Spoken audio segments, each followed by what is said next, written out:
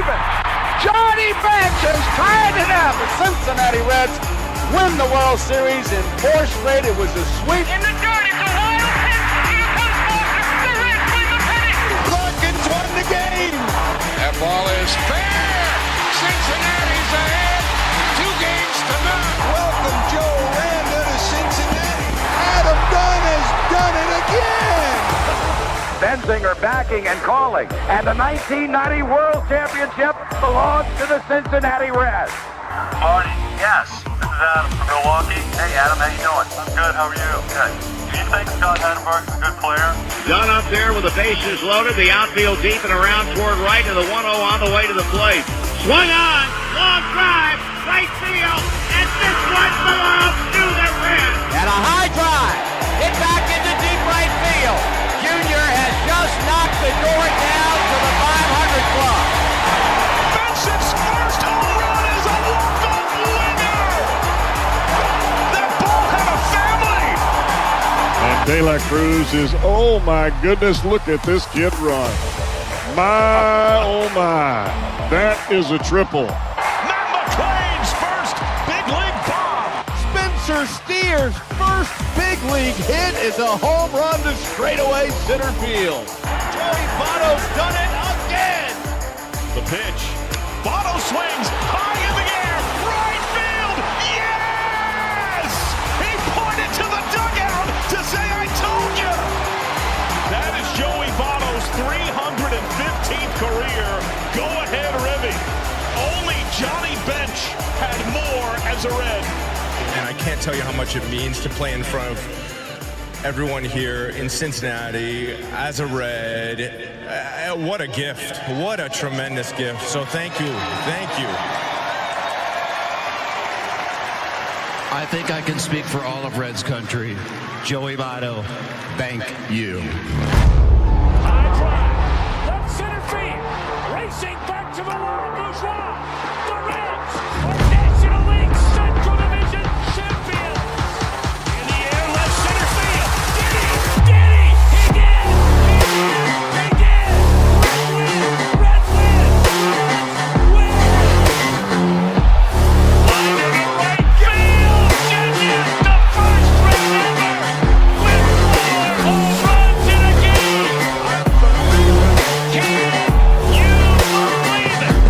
In the air, down the right field line. Doesn't have a chance. The Reds have won on a 3-run home run on opening day by Ramon Hernandez. A strike away and out away is Homer Bailey.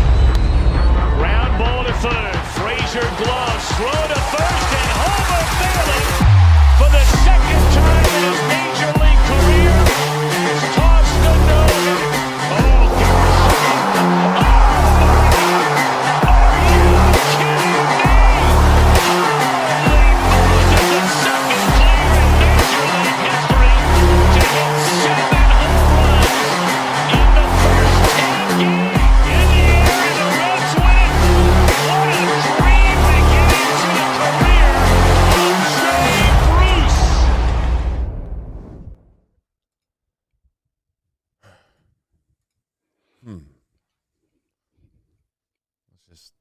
Let's just start off by saying that I'm not sure if Nick's going to clear this overlay.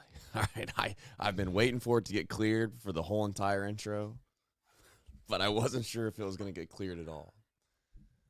I'm also going to say that my voice isn't totally back, but I do need to get this out of the way now because we have a show to do, professional show to do.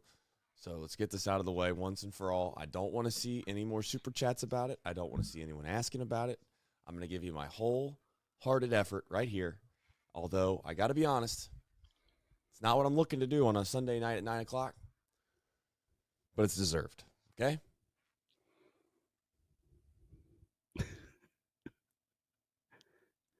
You're going to feel so much better.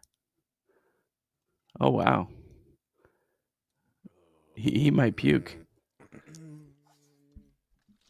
Oh, okay. Chaser. There we go. Yeah, I'm not going to not chase that.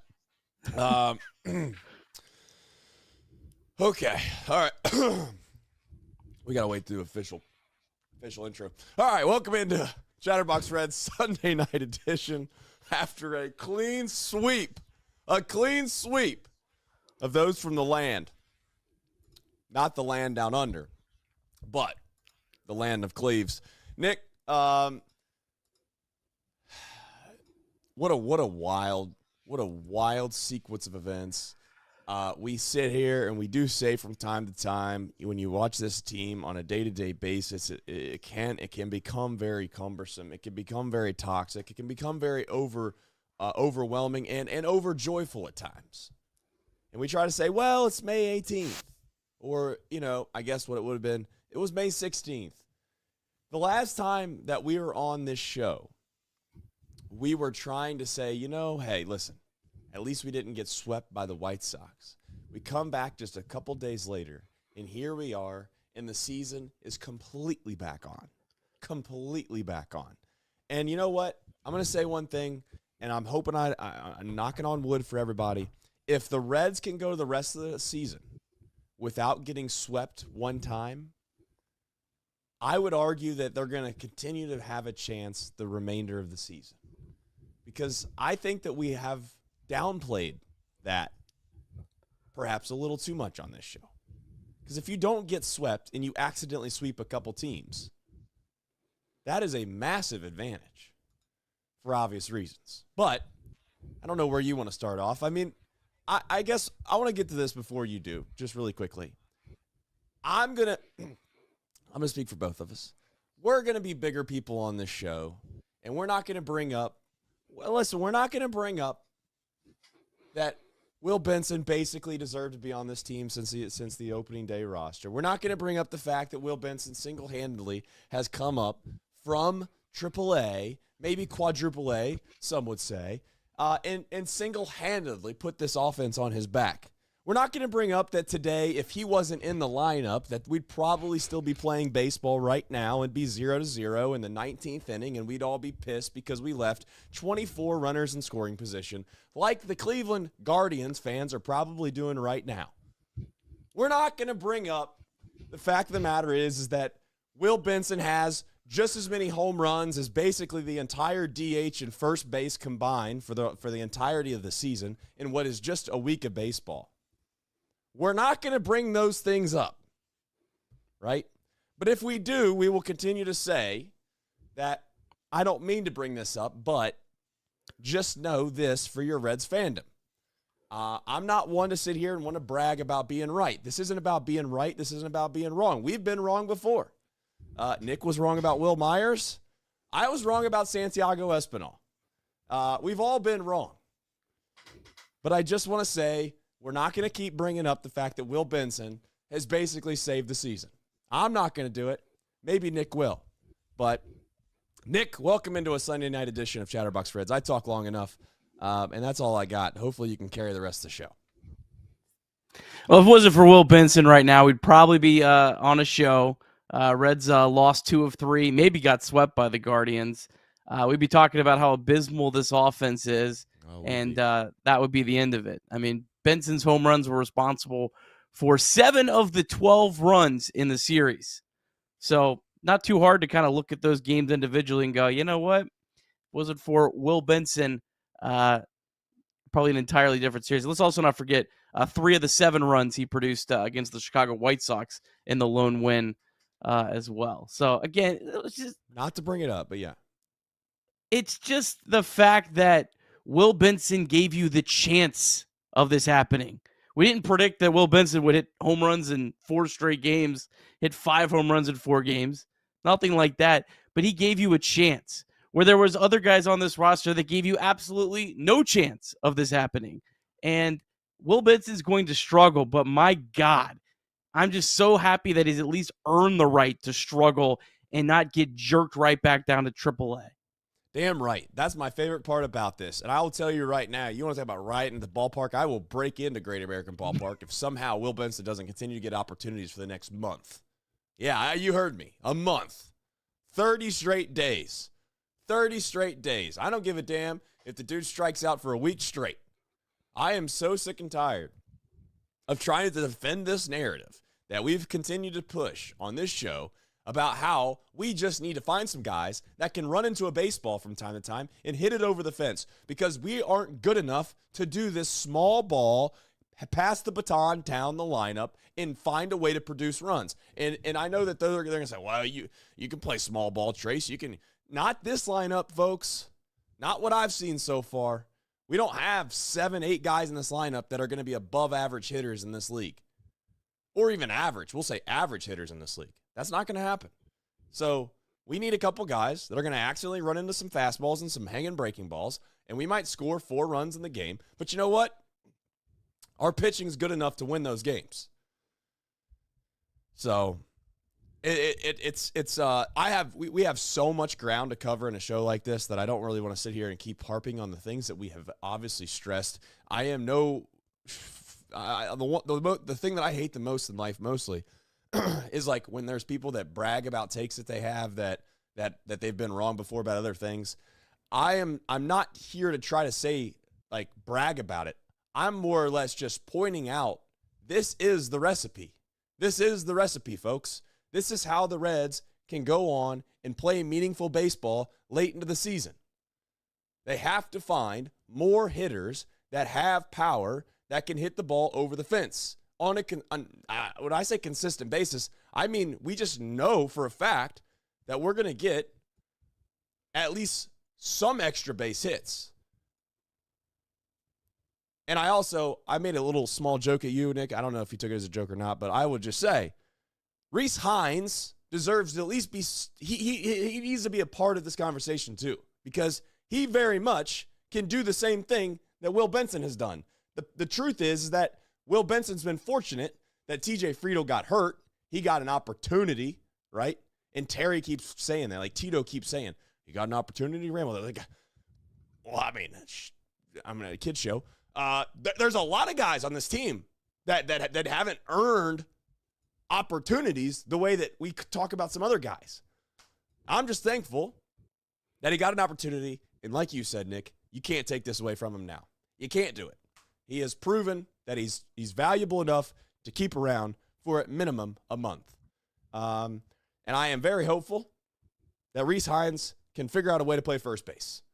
I don't know if he can, but I am willing to give it a shot for a couple of games. You know why? Because I've watched Gavin Lux play left field. I've watched Espinal play the outfield. I've watched, who else have I watched? Why can't I remember this kid's name off the top of my head? It's ridiculous that I can't remember his name. Nick Senzel. Why I can't remember Nick Senzel's name off the top of my head, I don't know. But Nick Senzel play the outfield. I've watched enough bad defense. I've watched Jonathan India play second base for a long time. Shout out Jonathan India. Hope he's having a good time in Kansas City. Point is, though, I want to give it a shot, Nick.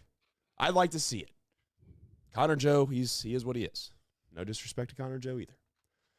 Where do you want to go in a show like this? I'll give him that. He did. Yeah, my last point before we move on to other stuff is Reds were 4 for 22 with runners in the scoring position this weekend. Runners in scoring position doesn't matter when you hit the ball out of the ballpark. It fixes your problems. And if you think this team is going to small ball their way to the playoffs, I don't know what to tell you, because it's not going to happen. They're not good enough. They're not deep enough in the lineup.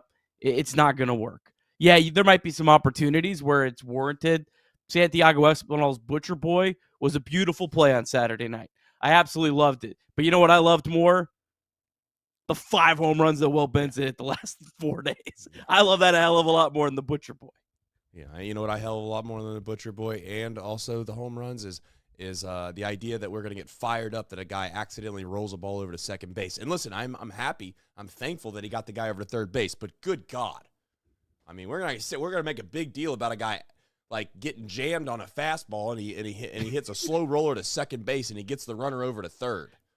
I mean, come on. Did you see the guy standing up? I mean, yeah, they were fired up, and I understand why. Those are winning baseball plays. But I got to be honest with you.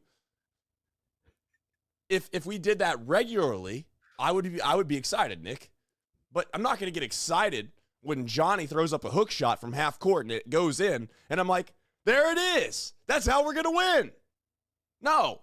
I mean, I'm not trying to say it was all luck, but I guess I am. Like, I feel like I'm living in this crazy Looney Tune land world of watching the Reds, and there's some people that watch the Reds and they see a completely different product than what I see. And one of those is that this team has high-level baseball IQ. This team can play small ball. This team can pass the baton because we have so many guys in this lineup that are going to get the job done. I'm sorry, but I don't see that. I see very much the same team that I've seen all year long, absent the idea of hitting a couple home runs. Mind you, this game would have been 0-0, and Connor Joe would have got picked off at second base today in one of our few opportunities to score a run, and we would have been pissed. We would have all in the chat been absolutely pissed. But you know who saved Connor Joe's tail? I'll tell you who. Will Benson. He fired a couple in the moon deck, and nobody wants to talk about the fact that we got picked off at second base with an opportunity to score a run. So, this show isn't negative, to be clear. This show is to be positive in saying that we have the answer to the test. We have the answer to the test, everyone. We should be fired up. This isn't a guess anymore. We don't have to guess. This is what we need to do. Whether or not we can do it, I don't know. But at least we know.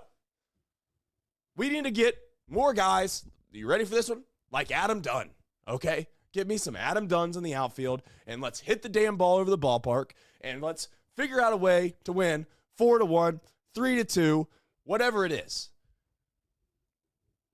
That's it. End of rant with no voice and complete congestion. Go ahead, Nick. That's all I got. You ready for the box score recap? I've never been more ready. All right, let's get to it. All right, Reds taking on the Cleveland Guardians. Your Cincinnati Reds going for their first 3-game series sweep of Cleveland in Cincinnati since 2012. Andrew Abbott going up against Luis Ortiz. Ortiz entered with a career 1.69 ERA against the Reds, and he only allowed 1 run in 12 innings last season when he was with the Pirates. Andrew Abbott got out of a bases-loaded jam with 1 out in the first, and then pitched his way around base runners in each of the 5 innings he pitched to give the Reds 5 scoreless on a day when his command was a little inconsistent. Ortiz also pitched around base runners. The Reds had runners on in each of the first 3 innings that they couldn't get across, but after Tyler Stevenson singled with 1 out in the 4th, Will Benson homered for a 4th straight day to put the Reds up 2-0. Score remained 2-0 going into the bottom of the 6th, and that's when William Buchanan Benson struck again with a solo home run, his 5th home run in 4 days, 3-0 Cincinnati. Luis May gave up a run in the 7th that ended a streak of 7 straight scoreless appearances for May, but the rest of the Reds bullpen did their job. Tony Santillan threw a scoreless 8th, pitching for a 3rd straight day, and Emilio Pagán pitched around a couple of base runners in the 9th for his 3rd save in 3 days. Reds win 3-1. Reds sweep the Guardians and get back to 500 at 24-24, and the Reds are now just 1 win away from winning their first Ohio Cup since 2014. The Reds will play the Guardians 3 times in Cleveland on June 9th through 11th. Would you like me to take the deep drive of the day? I think I could do it. I mean, okay, I think I can do it. The deep drive of the day comes off the bat of, well, yeah, I mean, we've already talked about it. Might as well keep talking about it. Of course, we're not going to bring it up. But Will Benson, he hit his first home run of the day because he hit 2 of them. So he had to specify which one we're actually talking about.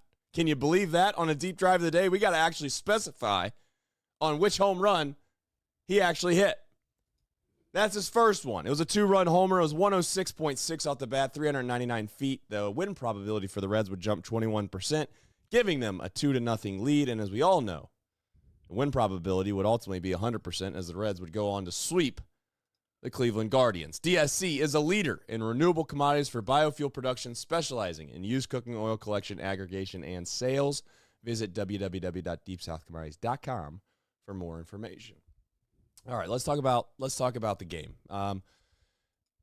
I thought that there were a couple moments in this game where the Reds caught a break, and I feel like we finally have gotten some of that bad mojo out of the system of what things that have gone wrong in the past for this team started to go right. Whether that was a couple of the miscues in the field by the Guardians, or like the first inning, Nick. Abbott didn't really have it, if we're being honest. I'm not trying to say that he had a terrible outing. He grinded. He competed. I very much appreciate the effort that he put forth, and he gave his team a chance to win ultimately. Bases loaded, though. If you go back and watch this game, bases loaded, there's a huge opportunity. I think they were like 5th or 6th in the batting order, and he threw Jenkins, well. Yeah, big Christmas. He threw a couple fastballs that were very hittable, and they missed him, and you get out of that jam, you work around a couple leadoff doubles, Nick, without giving up a run, and the next thing you know, you kind of get yourself into that 4th inning, and you ask yourself, how in the world have you survived this?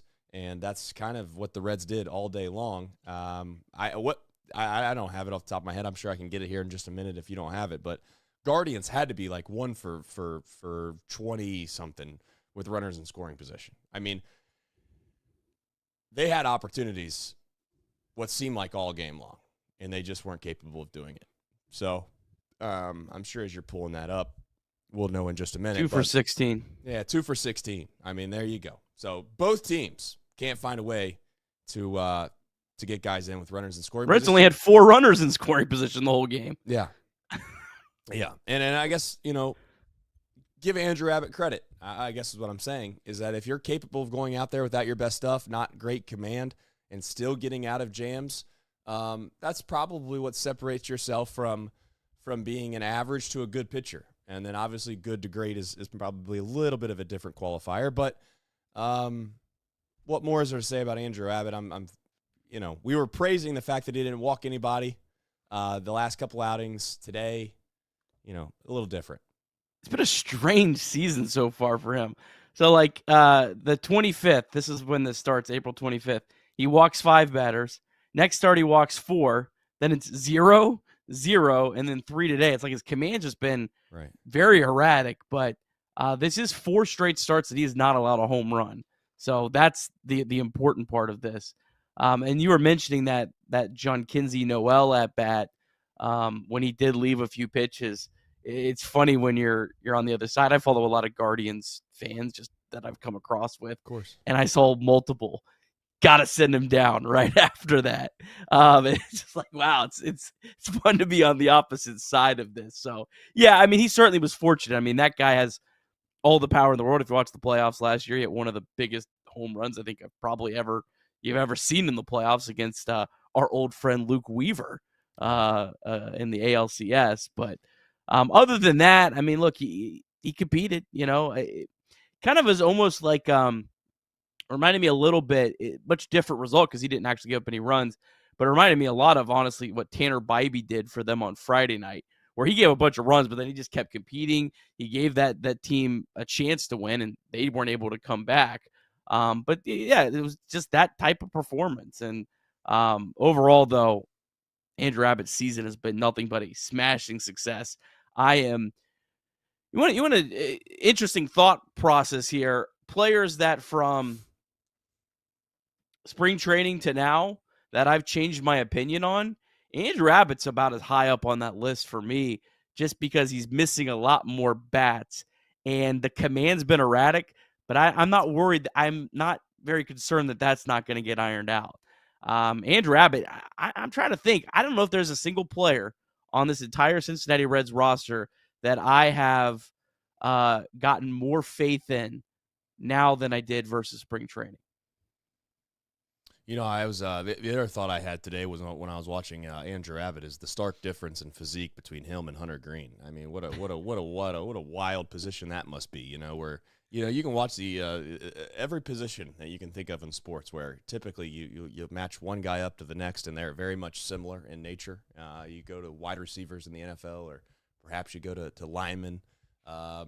It got to be honest. I mean, what a wild differential between those two folks. And I guess at this point, Nick, I'm with you. I guess am I all the way in on Andrew Abbott on kind of being like one of these top front line one or definitely not a one probably, but maybe 2 in a rotation and feeling really good about it. It's starting to be hard not to say that you aren't, Nick. Like it's more results based. I know that you kind of dive deeper into the kind of kind of the analytics from an ancillary standpoint where, you're not going to see perhaps on your traditional statistics. But the fact that he gets more swing and misses, but I've always said this too, like he's had success everywhere he's went, Nick. Like you can't deny that. He's been a frontline big time starter and has delivered in the clutch for every program that he's thrown for from college all the way up until now. Didn't really have a whole lot of struggle in the minors.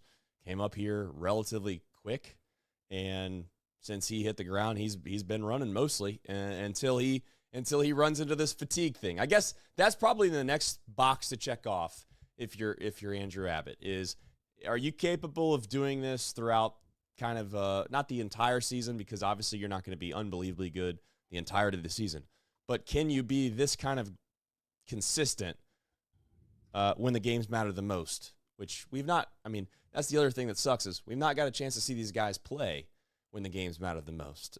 More times than not, they've either been unavailable or the games haven't mattered by that point. So hopefully we'll get that opportunity. What do you do? I mean, I guess the next question I have, I seen a tweet from a local reporter, I guess what we'll call it. I don't want to throw him under the bus, but they put out the Rhett Lauder line, and it's like, are we concerned about that? Like, if Rhett Lauder's ready to come back, and then all of a sudden you add in Hunter, like where? I guess my question is to you, what? And I know your answer is always going to be, I'm going to kind of cut this off before you say it. Well, someone's probably going to get hurt, and you're going to be right. Can I say that on the front end? You're going to be right. But quickly, do you have an answer to that? Well, I mean, assuming Green, let's say Green comes back, which he's supposed to be back next start, maybe, right? It sounds like he's trending that way. I don't think you make a move. I think I'm gonna let Rhett Lauder probably go through. Well, first off, you don't need to make a move yet. I don't know if his complex start counts as his rehab assignment or not. That's maybe an interesting thing I need to figure out. But if not, I mean, they have 30 days, I think, as a pitcher down in the minor league. So I think you exhaust that and wait for an injury to probably happen.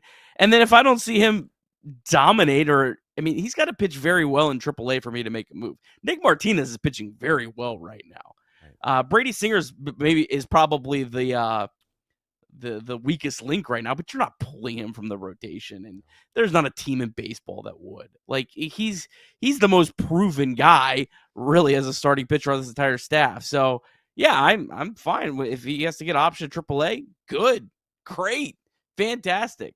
But I'm not throwing him in the bullpen either. I'm not moving Nick Martinez to the bullpen for Rhett Lauder if he's not pitching very, very well.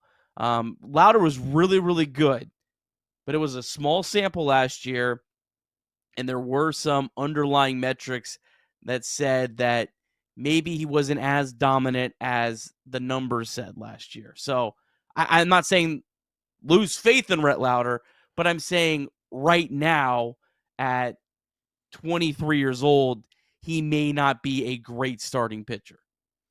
That, my friends, is a great segue and a great way to spin the fact that I think we just came full circle on this entire conversation, because that's very much exactly what Nick Kirby was saying about Andrew Abbott last season. So maybe the future is very bright for Rhett Lauder as well.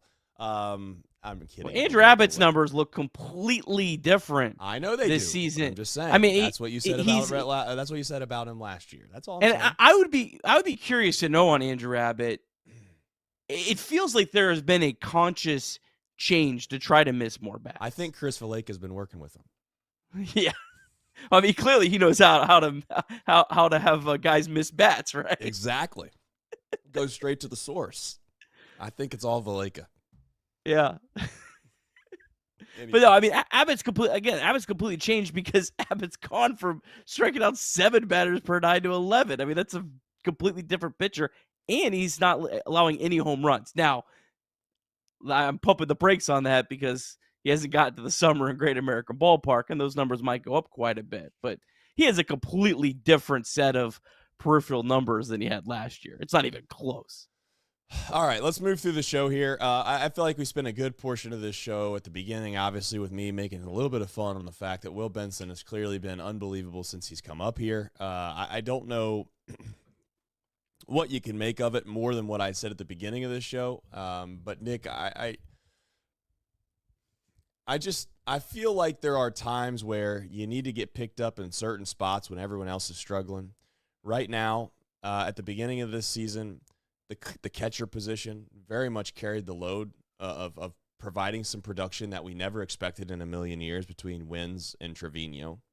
And then you kind of run into a lull there for a minute, and you start to get what I would say some unforeseen production out of Will Benson. I do think that we've continued to pound the drum as loud as we could about how he deserved an opportunity and blah, blah, blah, blah, blah.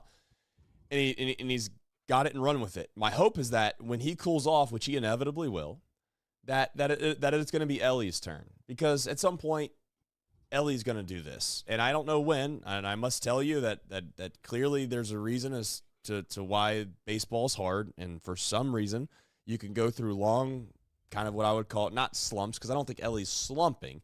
I just don't think he's had his, as we can all see it, he's not gotten to where he feels incredibly confident at the plate yet this year. And I'm hopeful that will turn the corner at some point. But for now, it's Will Benson. And we talk about passing the baton down the lineup. We don't think that it's got the depth that it deserves to have that strategy. I would rather try to pass the baton around and have guys get hot and hit for some power in spurts. And that's how this team could kind of, I guess, see their way throughout the season in a position to play in a, dare I say, fight for a postseason spot. And it's Will Benson's turn right now. I don't know how else to say it. Yeah, I mean, the great lineups in baseball, like, they're not all clicking on the same nights. But like, you look at the Phillies, I mean, they're probably and then the Dodgers, probably the two like biggest bashing teams in the National League. Like, Kyle Schwarber is a very streaky player. Bryce Harper, probably not as much, but he's streaky too. I mean, like, you do have to take turns. There's something we haven't really touched on, Will Benson. I saw you kind of having some fun online about it. Because now, I mean, the biggest question is, how many games, if any, did the Reds' decision to leave him down as long as they did cost? I mean, I think it's worth a discussion. 100%. I mean, here's the thing. On nights like tonight, I feel like the problem with having this discussion, can I get on the front of this, is that people are going to inevitably think this is a complaint session. Like, I guess my point is, like, I feel like my job is to do a couple things on this show. One, the very first thing, in my opinion, is to be somewhat entertaining. If I can make you laugh from time to time, I've done my job. I can try to provide the insight that I see as someone that played baseball before. Nick obviously goes in depth in the weeds and knows a lot more about this franchise and organization and MLB as a whole than I do. But the other thing that I feel like is important on this show is to discuss things in a professional way, or a way in which I feel like is a very worthwhile topic of conversation, whether it's good or bad. And it doesn't mean this is negative. Like, having the discussion that Will Benson could have helped save 2 or 3 games this season so far is a worthwhile discussion, Nick. So I don't want this to sound like it's negative, and hopefully we won't do that. But inevitably, when you talk about this, people think you're just complaining, and you're just saying, well, yeah, it's easy to say now. Like, they don't listen to our show then, I guess. Like, with all due respect. I feel like sometimes I can't win. Like, I feel like after losses, Nick, you're too positive. After wins, Nick, you're too negative. It's like, I can't catch a break here sometimes. But I feel like the Reds, they had a plan with Will Benson going into the year. And I feel like their plan overall was fine. You looked at the Reds roster, and it made sense that if Benson didn't go to spring training and light the world on fire, he probably is the odd man out and he starts at AAA. I had no problem with that plan. And Will Benson didn't light the world on fire. It wasn't terrible in spring training, but he wasn't great either. The problem is when Spencer Steer was hurt, Austin Hays was hurt, Jake Fraley was completely inept at the plate, you didn't change the plan because you had stuck to it. And who knows how things would have turned out with Will Benson had the Reds called him up earlier. But I think it needs to be pointed out that Will Benson at AAA, the bulk of his numbers in production was from like the first 2 weeks. Like, he wasn't bad after the first 2 weeks, but the only time he was on fire at AAA was the first couple weeks of the season. So it's not like, well, he went down to AAA and he had to work through his issues and get to a point where he did that like the second he stepped foot in Louisville. So yeah, I don't know. I mean, this team lost a lot of games that were very winnable. And I mean, just one of those games, Trace, gets flipped. One of those games, the Reds are 25-23 right now. I mean, that's a lot closer. Two of those games get flipped. You're 26-22. Whatever. Yeah. I mean, I don't know. We'll see what happens at the end of the year, but I won't forget it. You know what it feels like? It feels very reminiscent of 2023 in a way, because I even told you this, Nick, back then, that you felt like when Matt McLain was playing unbelievable, when CES was playing unbelievable, when Ellie was playing unbelievable, we always kind of hide behind the excuse that, oh, maybe these guys aren't ready. Maybe that they know more than us, and they have access to things that we don't have access to, and maybe they're working on something that they want to make sure is ready by the time they come up to MLB. Okay. I can kind of accept that to a small degree if what you have at the major league level was somewhat competent. But in 2023, like, Kevin Newman obviously went on to actually have a pretty decent season in Arizona. But my point is like, we had Kevin Newman playing shortstop on an everyday basis when Ellie De La Cruz was just basically ripping home runs every other night in AAA. We had Matt McLain obviously doing really well. CES was there forever, it's felt like, as well. And then guess what, Nick? They all came up, and what happened at the end of the season? What happened? We fell out from a postseason bid by basically like 2 games. Now, I know it was 1 game at the end of the season, but at the time, I think it was the Brewers. They sat all their players in the last day. So I'll say it was basically 2 or 3 games at most. And you can't convince me that if they would have brought those kids up earlier in the season, when this offense was absolutely abysmal, the team was absolutely abysmal, that they wouldn't have possibly impacted them in a better way. Now, on the opposite side, people are going to say, well, they perfectly timed it, Trace. They perfectly timed it. What are you talking about? Look how great they're doing. They must have done something right. Really? If we're going to use that excuse, or we're going to say that that's a good reason, Nick, then I would say, then they should take credit for Spencer Steer this year. Because you basically ran that guy out there when he was hurt, in my opinion, and he wasn't ready to get big league at bats, and you ran him straight into the ground. And whether or not that really impacts him psychologically, I don't know. Does it ruin his career? I don't think so. I think these guys are grown men. They'll get through it. But you also ran Jake Fraley out there, who hadn't had a home run in basically what felt like 4 years. So I guess I'm ultimately saying is I don't buy that narrative. And we'll find out at the end of the season whether it made an impact or not. I don't know. But I am over the likes of the Jacob Hurtubys, the Blake Dunns, the Bubba Thompsons. I'll never forget that one. Let me add some more here. Spencer Steer, even this year. Connor Joe, to a certain extent. Getting at bats over guys like Rece Hinds. Because everything we said at the beginning of the show. That's it. I'll leave it at that for me. Yeah, I'm with you. 2023 is a little bit more excusable just because these are guys making their big league debut. And whether you like it or not, there also is some service time things that you also have to consider with that. I'm glad I have an extra year of Ellie right now, an extra year of Matt McLain. But maybe this with Will Benson is just it's a totally different scenario because he's already been up. He's already played hundreds of big league games at this point. It just felt like they said, this was our plan. We're not adjusting it, even as we just watched night after night. This abysmal offense that the reason they were inconsistent was because they couldn't score without, they didn't have any power. It's the same thing that happened today, Nick. It's the same thing that happened today. Like, let's look at the game as a whole, right? You basically get TJ Friedl gets on base, lead off walk. Espinal, like it or not, in the 2-hole did his job. He gets a base hit. You got guys on first and second, Nick, right? Well, then Ellie finds a way to, I can't remember the entire inning off the top of my head, but Ellie strikes out. Ultimately, I believe that Hays couldn't knock him in, and I think whether it was Lux or whoever it was, basically we didn't score. First and second with nobody out, we didn't score. Had the same opportunity later in the game. Ellie was incapable. I think Ellie hits into a double play, and then Hays flies out or pops out. It happened. Today is exactly what happened multiple times this year, and they didn't find a way to score. So we will find whether or not this all works in short order.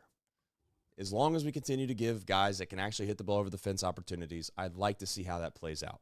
Because I feel like I've seen what happens on the alternative. That's all. Simple as that. All right. Game time. If you're looking to go down to the ball yard, this is probably a good time to start thinking about it. The weather's warming up. The Redlegs are warming up. And I'm sure there's going to be some bobbleheads or some other big red machine memorabilia at some point that you can get. So head on down to the ballpark and get your tickets on the Game Time app. Game Time is the official ticketing partner of Chatterbox Reds. Download the Game Time app, create an account, and use the code CBOX. That's CBOX. You can get $20 off your first purchase. Terms do apply, of course.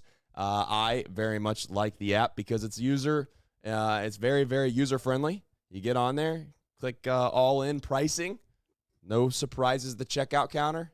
Nothing worse than that. Get to the final destination and you think your tickets are $20. You find out, well, there's service fees, there's delivery fees, and there's opening up the app fees. And by the time you get them, they're $50 a ticket. You don't have to worry about that on the Game Time app. Download it today. Use the promo code CBOX. That's CBOX. You can get $20 off your first purchase. Terms do apply. 988, text and/or call day or night. It's okay to not be okay. Anonymous hotline. And mantherapy.org, also a very good resource. And I very much appreciate the fact that many of our chat, and I think a lot of the people that follow us regularly kind of have that number as kind of like a part of the show, 988, because I think it's cool that it's just embedded now into the many brains that listen to this show, because you might need it for yourself or you might need it for a friend. You never know. All right, Super Chats. We have 1 billion of them. And we're going to get to them right now. No better segue than to go straight to the Big Red Machine. I've always said I love the Big Red Machine. In fact, I was thinking about right before this show started, I didn't get a time to do it, but I was getting ready to get on there and check the promos at the ballpark just to see if I couldn't find one more Big Red Machine memorabilia that they would be handing out. Got a DM from somebody that's trying to sell Big Red Machine baseball bats. They want us to be an advertiser. That's how I was thinking. Well, I got that one too. Yeah, did you respond? I respond nicely. I was thinking though, probably not the best person to be doing that, but perhaps maybe I will. I don't know. We shall find out. Big Red Machine says, 2 weeks ago, my granddaughter was furious that Benson was down in AAA. Now she's ecstatic. Today, we all yelled at the top of our lungs. Benson made us feel like 2023. Eric Davis needs to be the hitting coach. There you go. Chris Faleka. Guys hit home runs when they come up here, and it's Faleka's problem. I love that. I love that. I hope that bit goes for the rest of this season. Granddaughter knows ball, though. Granddaughter knows ball. Let's not forget. Yeah, let's not forget. Jacob Doyle says, keep up the amazing coverage. Thank you.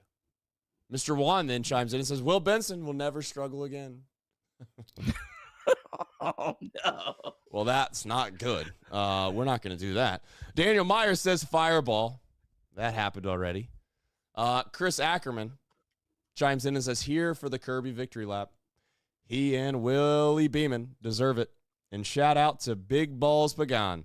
That is something we're going to get to in just a minute. Gritty bullpen. He says, don't want his performance to be forgotten. It will not be forgotten. He had some kahunas today, boy. What a pitch. What a pitch to Santana. Dude, that is an all-time pitch. We'll talk about it in just a bit. Flat Rock 79 says, the strike zone was enormous today. Yeah. Well, that pitch to Hays. Oh, man. If the Reds would have lost this game, I might have spent 30 minutes on that. Bryce Spalding, best Twitter followers you can have on X. I say Twitter because that's what I like to say. It's always Twitter to me. It's the Bluebird app. No voice and ranting Trace. Bang. Yeah, I'm doing my best. I mean, I know I sound nasally because I am. Reds batter up says free Austin Wentz. Yeah. Positive show. We're not gonna we're not gonna get on the Tyler Stevenson thing. Not doing that yet. Maybe tomorrow. Andrew Scobie says, I like that Benson has seemed to figure something out. I felt bad for him when he was struggling last year because he has so much potential. Good to see him turn it around. Scobie has a big heart. I've noticed one thing in all the super chats. He is about the feels, man. He just wants everybody to be happy, sing Kumbaya, rub their hands around the campfire, and pass around the marshmallows. You know what I'm saying? Scobie is a lover. Maybe he's from Virginia. I doubt it. Aquila the Great says it's great. They get bats that fit their ballpark and they see more success. Benson and Hinds can strike out 3 times, but if they make contact, they may hit a homer. That's what we need, not ground balls. Yeah. Don't tell that to Barry, though. Ned Flanders says, so Nick. This is a good one. Yeah. Ned always has it. You know, Ned is a very, very good super chatter. He says, so Nick, what's the strategy when Benson comes up against lefties later in games? Drove me nuts. We leave this guy down at AAA to rot all year. And then the guy, he has a couple good games. And now we're going to give him at bats late in the game against left-handed pitching with multiple runners in scoring position. I mean, I understand like the guys hit a home run. You're, I guess, trying to build some confidence, which I don't know. There was a second and third on Saturday. Reds are up a couple runs, hits left on left, and then today there was I think was there 1 or 2 runners on base? He hit left on left. I don't get it. Reds do face lefties Tuesday and Wednesday against the Pirates, so it'd be interesting if he hits a home run on Monday night against Mitch Keller. If they play him left on left, I assuming he doesn't hit a home run. They sit him. That's the plan. But yeah, I said this last year, and I fully believe this. The Reds made a big mistake. The Reds made so many mistakes with Will Benson. Really, they made a massive mistake trying to make him something he wasn't last year. He has this incredible 2023 hitting against right-handed pitching. The guy never hit lefties in the minor leagues, never hit him with the Guardians, never hit him in 2023, even when he was going well. And they say, you know what? We're going to move him up to the top of the order, and we're going to play him every day. And I fully believe that him getting destroyed against left-handed pitching hurt his confidence. He is the biggest confidence player I think I've ever seen, and I think it helped. It contributed to his season snowballing on him. So I hope they don't make the same damn mistake again with Will Benson, trying to make him something that he's not. It's a good point. And I think the last time we were on this show together, you were trying to give an out to Tito Francona and saying that, well, maybe if it wasn't 7-1 and maybe if Gavin Lux didn't already have a couple big hits, he probably wouldn't have faced the leftier. I don't know. I'm just going to tell you, Nick, you need to be prepared. And I know that I used to be, can I say this? I used to be on the side of the folks that are kind of the old school back of the baseball card, your traditional statistic type of people when it came to giving guys opportunities when they are seeing the ball well and playing well to face maybe the dexterity arm that they're good or not good against. Jake Fraley single-handedly changed my mind with that in 2023. He did. He really did. Because you had brought it up. You had kept saying Jake Fraley should not be hitting against left-handed pitching. I'm like, well, dude, he's 3 for 4. You want to take this guy out that's had 3 hits in this game against a left-handed pitcher in the 8th inning with a guy in scoring position? And I got to tell you, after watching an abysmal bat after abysmal bat after an abysmal bat, I started to think to myself, you know what?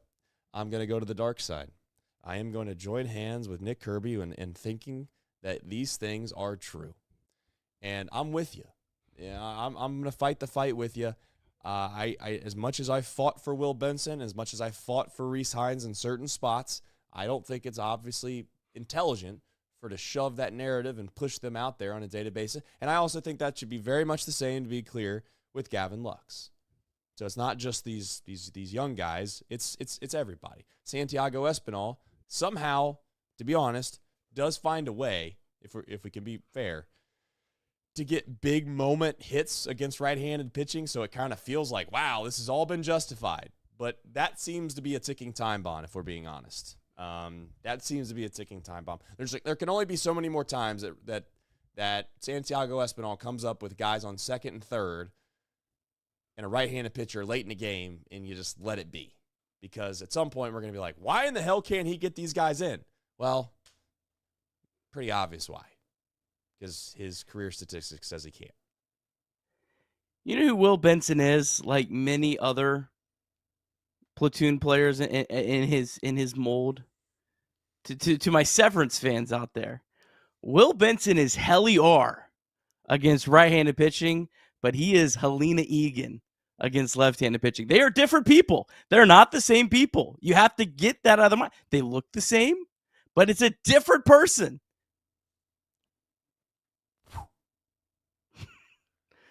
Hey, I'm if sure you know, that you was, know. I'm sure if that you know, was a, you know. I'm sure that was a world-class analogy. In fact, I know it is based off the way that you presented it, the way that you delivered that. It was a world-class analogy. For me, though, I don't know what the hell that meant. So we'll keep it moving. All right, gritty bullpen. Let's talk about it.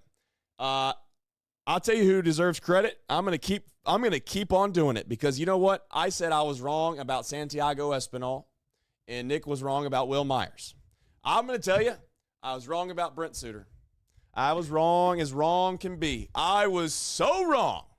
So wrong. I thought this guy just basically did impressions, was old, and he came back to Cincinnati because he went to Bowler, and they were going to keep him around because he was a good guy, clubhouse guy, you know? I wasn't sure if this guy was going to be able to get anybody out. But lo and behold, I'll tell you what, this guy deserves all the credit. And he kind of set up the weekend, really. Not to try to give him all the glory, but he kind of set up the weekend, Nick. Like, he threw the ball so well that Tito decided, you know what? Let's go for it. Let's find a way to win this game that we probably were going to punt on to a certain extent if things went south. And gave him a chance to sweep. And that's what they did. So I know the gritty bullpen was probably meant for the justification of what they did today. But I just want to say we've not been on the show since that Brent Suter deserves some flowers for his performance the other day. Yeah, I'm glad you brought that up because Tito had his best managing game of the year on a day we didn't do a show, and he deserves all the flowers for it. The way he managed that game on Saturday was incredible. That was what I really liked about Francona coming into this year because I'd watched him decently close in Cleveland, living up here. And I always thought his bullpen management was top-notch, which is why on opening day with he and Chabot, I was like, that was the thing that just threw me off the most. Because I was like, why would he do this? This is not really like him. But that game on Saturday, he just managed that perfectly. And I listened to, I like sometimes listening to the opposing managers' post-game press conferences, and you could tell like Vogt was like, man, they kind of got us. Like he knew that was a possibility, but you know, it's nice when you're on the other side of that. Because how many times have we seen that happen to the Reds? That exact same scenario where we thought an opener, bulk guy was going to pitch. He either doesn't pitch or he pitches significantly less because you weren't able to run up the pitch count on the opener. But yeah, Suter just completely set up this entire weekend. And the fact that you didn't have to use Chase Petty, a guy I believe in, that I think is going to have an impact on this team at some point, but I don't think that time is right now. That was huge. And then just today, Tony Santion, what this guy's doing this year. I mean, 3 days in a row. And it's Pagán too, but Santion felt like was a little bit more dominant today. Pagán was going through a much more difficult part of the order, in fairness to him. But man, what he's doing this year is just it's so incredible. And he's one of these guys that, if you're talking about players that have held this together, that are a reason the Reds still have a fighting chance in 2025, Tony Santillan's pretty high up on that list. Yep, add in Luis May, and I think you're starting to get yourself into a position where you're starting to feel pretty good about this bullpen again. And when you start mixing and matching it up, Ashcraft kind of carried the load at the beginning of this whole thing as well. So let's touch on Pagán, though. I think that Pagán was teetering. I think you even said, hey, this guy's kind of in hot water here. I don't know why we're going to just act like we're going to pencil him into being the closer no matter what. And maybe it could be kind of a closer by committee if that wasn't if Pagán continued to struggle a little bit. But today, Nick, I felt like he just the thing that I was maybe most impressed with was just him being able to keep his cool in a way. You get a couple really tough hits. A ball off the very end of the bat gets flared out to the outfield. Will Benson tries to make a play on it. It bounces over him. He gets a double. And then you have a slow roller hit to Espinal. He's incapable of making the play. You got two runners on, one swing of the bat with some very dangerous hitters coming up, and you blow another save. Like, one swing of the bat in Pagán is the GOAT, and I'm not talking about the new school GOAT. I'm talking about the old school GOAT, the one which you basically were you were in the outhouse if he gave up a homer there. And the pitches that he threw to Santana, if you go back, I would encourage you, if you're bored, you want to, just the quality pitch after quality pitch after quality pitch that he threw in that at bat was downright impressive. And I would say not all saves are the same, not all outs are the same, right? I would, I'm not trying to take anything away from Andrew Abbott, but as I said before, some of the outs that he got that were big outs at the early stages of the game in the first inning, they were fortunate. Those were not great pitches. But Pagán, the fact that he had the guts after throwing cutter, splitter, cutter, like the 9th or 10th pitch of the at-bat on a 3-2 count, because if he throws a ball there, bases are loaded. The fact that he threw a splitter and it was perfectly at the bottom of the zone, it was the perfect pitch at the right time. It was art. And then when I say that, I'm saying, like, when you watch baseball sometimes and you start to get into the intricacies of the game and you start to think about what the hitter's thinking and what the pitcher's thinking and why the hitter's thinking this and why the pitcher's trying to execute that, that was unbelievably perfectly executed by Pagán. And then you back that up with, I think it was another cutter that ultimately got the strikeout to end the game. Pagán was fired up, and you could tell, Nick, that meant a lot to him. And obviously rightfully so. But I think that he kind of knew, Nick, like, I can't let this team down in this spot. And he fought through some tough luck is what I would call it. He's definitely a leader out there in that bullpen too. Yes. I think people have talked a lot about how the Reds offense lacks leadership. I don't think there's any question that they have some leadership down there in the bullpen. And he definitely fills that role and does it perfectly. But yeah, you illustrated it great. That double to Bo Naylor hit 68 miles an hour. Yeah. And then he got Quan out. Quan is maybe the toughest out in baseball right now. He got into a very weak pop-up. That was huge. And then just that Jose Ramírez cheap single. And then, to Carlos Santana, he made 3 pitches, 3-2,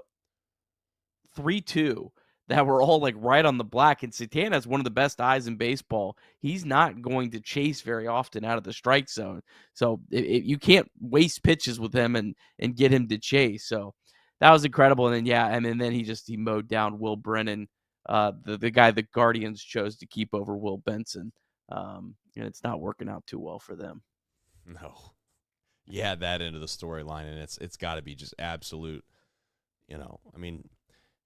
it's got to be tough up there in Cleveland. If you're a Guardians fan, you're thinking to yourself, really, like, of all guys to absolutely rip us apart is this guy. Tough luck to them. Although, I must tell them that the resources at 988 very much work for them too. We're all one in Ohio, and that's why we're playing for the Ohio Cup, Nick. I don't know if you know this, but we're 1 win away from winning that thing. I'm planning on being there in June.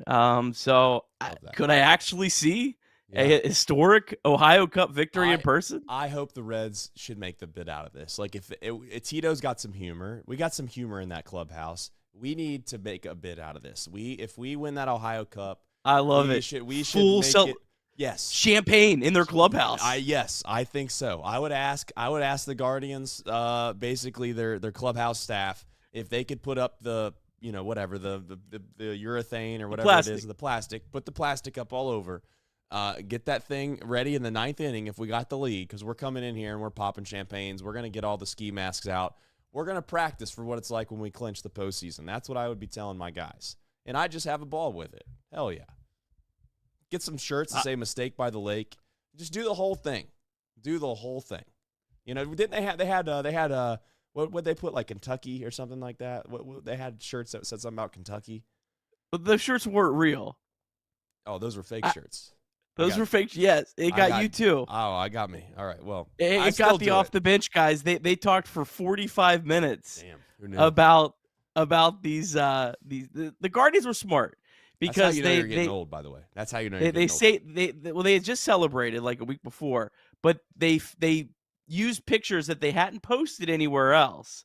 But if you did a little digging and you looked closer, you could see the same background stuff from their celebration. So don't ruin a fun bit there, Nick. I guess you're gonna bring facts to the fun story. They said Cincinnati is in Kentucky or something like that. Whatever. It is what it is. I actually don't even like. I guess that joke. It doesn't even really like resonate with me. I don't really think that it's that funny. I guess is what I'm getting at. So, all right. I love the rival. I mean, I don't think it's really that big of a rivalry, but I love like their social media. Yes. Like going at the Red. I just wish they would have been better. I mean, that was a whiff. Like I don't think anyone in Cincinnati was like, "Wow, you got us, man." Like that burns my soul. Like I don't care. Like I had friends in Kentucky. There's no like rivalry with Kentucky, right? Like, yeah, and there's nothing wrong with Northern Kentucky either, by the way. They're part of our tri-state. Hey, like, beautiful place. So I don't know why it's almost like being like, I don't know, for the old schoolers out there, be like, this is old school Angelina Jolie, or you look like Jennifer Aniston. It's like, really? I mean, I don't know. They both are fine by me. So I don't know. Anyway. Reds MILB, we can jump into that next, or we can get to some things before we get to that. I know that we've kind of been all over the place to a certain extent on a show like this, but anything you want to add before we jump into the farm? No, I think we got it. All right. Down on the farm with Nick Kirby, Sunday night edition. All right, Reds MILB. The Indianapolis Indians down in AAA beat our Louisville Bats 4-3. Bats are really struggling since they promoted all their good players. They've lost 6 straight games to fall to 19-25 on the season. Good day, though, from Blake Dunn. Good to see 3 for 5 with a double. Hurtubise was 1 for 5. Connor Phillips gave up 2 runs, one of them earned. Been inconsistent so far as a reliever, but he didn't walk anyone, so that's good to see. And Ian Jabot threw a perfect inning. I think he's probably getting pretty close. Interested to see what the Reds do there. Maybe we could talk about that in a second. Double-A, Chattanooga beat Birmingham 5-3. The Lookouts have now won back-to-back games, which is good because they had lost 7 straight prior to that. Sal Stewart, 1 for 3 with a double and a walk. Hector Rodriguez, 0 for 3, but did walk twice. He's showing significant improvements with his plate discipline this year. Edwin Arroyo, 0 for 5, but Austin Hendrick, 1 for 4. Dayton, they missed out on an opportunity for their first series win of the season. They fall 5-4 to Quad Cities. Dayton now 14-25 on the season. Yerlin Confidant 1 for 4 with a double. Connor Burns hit a home run, his 5th of the season. Leo Balcazar 0 for 4, and then down to low A. The Daytona Tortugas fell 9-7 to St. Lucie. Alfredo Duno was 1 for 3 with 2 walks. Sammy Stafora 0 for 4. Carlos Sanchez, 1 for 3, 2 walks, on base 3 times, stole 2 bases. And then Kyle Henley, how about this? He stole 3 bases. He was 2 for 4 overall. He's got 20 stolen bases so far for the Daytona Tortugas. That's your Reds MILB. Also, I think that your Shang-In Lin is going to be my Ty Lewis. Just throwing that out there. So if we could get updates, I don't care if he's sitting the bench. Well, Tyson Lewis ain't going to be in the ACL much longer. Well, I'm just saying, I don't care if he's sitting the bench. I don't care if he plays. You can say he DNP'd every day if you need to. They didn't play today. Maybe there's going to be a Cheyenne Lynn and Tyson Lewis update. Just basically their own little page. Tomorrow the ACL Reds are the only team in action, so they will be the only team we talk about. Although they don't play till 9 o'clock, so we'll have about an inning by the time we get to. I just like that name. That name sounds like he's going to make the big leagues. It does sound like a baseball shortstop name, Tyson Lewis. Tyson Lewis, batting second for your Cincinnati Reds, number 9, Tyson Lewis. That's actually pretty good, Nick. Did you practice that when you were a kid or something? Did you want to be a PA announcer? Oh yeah. Did you? I think I still do that. Sounds in the car like sometimes. Yeah, I mean, in fact, I would say that you could do it. You could go over there to the what are those guys called that you live by? The captains. The captains. Little minor league. I did do some amateur DJing back in the day. So I'm just gonna say, DJ Kirby, you could get yourself up in the press box of the captains and 100% do what you just did for their starting lineup, and I think you'd pass the test. Just saying. Pronunciation though, that's where it gets tough. Wow, you'll figure that out. That's the one thing we always get right on this show is pronunciation. Yeah, That's leaders what they say of about pronunciation. us. No doubt about it. Sam Mole, Sam Mai. People are saying my mic's low. It might be. Or it might just be the fact that I can't talk very loud. I don't know what it is. Hopefully in post-production, Nick's not going to be mad at me because he's got to pump my volume up a lot. But we got an equalizer there. Yeah, we'll figure that out. So the podcast, just a reminder for everybody, will probably be a lot different than this show, and that's okay because you get to listen to them both. Download the podcast if you don't mind in the mornings on your favorite podcast app. It's on all the apps, by the way. I'm not even going to run through them all. You know what they are. They're Apple, they're Spotify, they're Google, they're who knows what at this point. There's like 60 of them, but I'm sure you can find it. Give us a rating and a review as well if you don't mind. What was I going to say? I don't think I got anything left. Outside of liking the stream, I did see some people in the chat. We always got our like captains in the chat where they're fighting the fight every single night, trying to get us likes as much as they can. Molly says I'm sunburnt. I am. That's true. I was outside watching baseball, my son's baseball team, for what felt like 9 hours today. Yeah, that's another thing. Travel baseball, that's for the birds. Gosh. I mean, brutal. 8:30. Had to be at Indianapolis today at 8:30 in the morning. Guess what happens if you win your first game, Nick? Just take a guess. Just you played 8:30 in the morning, hour and a half time limits, by the way. So you play like 7 hours later. 2:30 game. You win that game, which they didn't. They didn't win the 2:30 game, but if they'd have won that game, no problem. Game at 5. So just doing the math here, almost 12-hour time difference between the first game and the last game. What a wild thing to be doing, running baseball tournaments for the youth. Anyway, travel baseball. Yeah, I don't know. At 13 years old, there's got to be a better system. That's all. I'm not going to here to try to solve the problem. Just saying, we could have a better system. Any final thoughts before we like the stream, please? And dunk some basketballs. Of course, we have the who, what, when, where, and why. I don't know how I forgot such a thing, but let us know, Nick, tomorrow. All right, Reds taking on the Pirates. Pirates have the third worst record in baseball. They were swept over the weekend by the Phillies. Had one back-to-back series against the Braves and the Mets, surprisingly, prior to that, but just 4-16 over their last 20 games. They fired their manager. You think the Reds offense has been abysmal at times.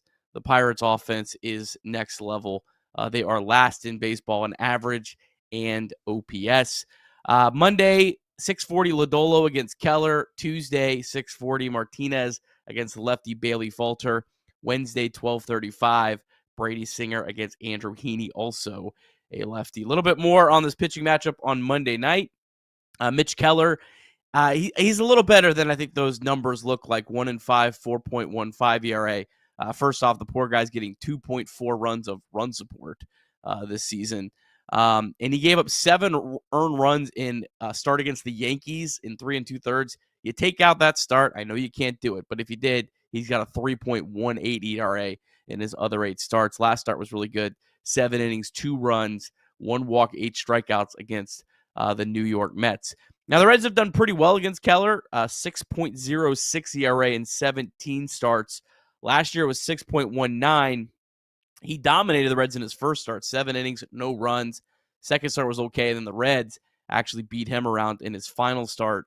Active Reds, those numbers don't look all that impressive, though. 206 average, 624 OPS. TJ Friedl's 1 for 18. Tyler Stevenson, 5 for 18.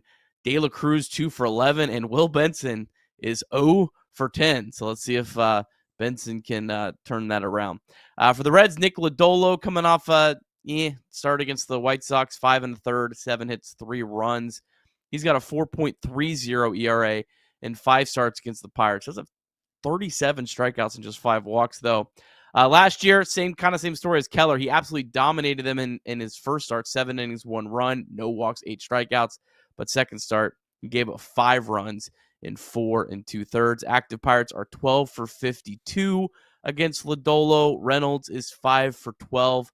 McCutchen 2 for 12, but does have a homer. And then O'Neal Cruz is 2 for 8. All right. See if the Reds can't continue to find a way to win baseball games, and they will continue what we like to call no Skeens. No Skeens. Streak. Yeah, no Paul Skeens again. 2 series in a row. Again, by the way. Again. Yeah, we'll see what the Reds can do with it. I don't know with this team. I got to be honest. The 3 pitchers the Pirates are throwing out there are all 3 quality big league starters. It's just their lineup is atrocious. So if you win 3 ugly games, you take it. Like that's kind of the recipe of beating the Pirates, is try to just win some ugly baseball games. Yeah, the scary news is they also got a new manager, and Pittsburgh guy. And we know how big of an impact that can be in Cincinnati. Just saying. Don't expect to go into Pittsburgh and just sweep these guys, all right? Let's not do that. Let's go in there and find a way to win a series. No chance. No chance they're going to sweep them. I mean, there's absolutely zero chance. We're going to pray for 1 win. We're just going to pray for 1 win. Correct. I think I got it now. There's nothing that used to piss off our early listeners than when me and you would sit there and plead to everybody, let's just go get 1 win. Let's just go get 1. Take 1 of 3. You get anything more than that, it's all going to look good. Feel great about it. Move on. Just get a Yerfie. That's all I care about. Just get a Yerfie in the series. That's it. We can get swept. Yeah, I don't know if a Yerfie with this ball club's not the. You'd be broke. All right, folks. It's that time of the show where we do the rituals. Nick, I'm done. Nick, I'm done. I'm gonna let you get off the hook. I didn't do it. I didn't do it, and we swept the Guardians. That's fine. Didn't do it. I'm going to let you get off the hook. It's over. Because you said you're done with it. That's Cage fine. Is you dead. Be done with it. Cage is dead. That's fine. Cage wasn't ever worth a damn anyway. So I'm going to dunk the basketball because I think that's part of the show. So